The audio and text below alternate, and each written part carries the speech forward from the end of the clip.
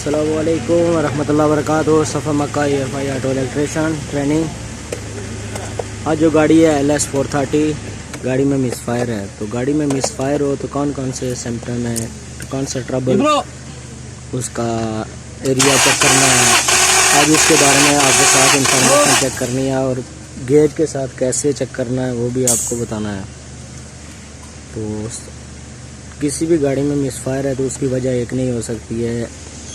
Engine کا جو pressure ہوتا ہے, کمپریشن پریشر سے لے کے اسپارک پلگ تک, ہوا کے لیکیج, جو کوائل ہے وہ شارٹ, اسپارک پلگ, بہت ساری وجوہات آتی ہیں اس میں.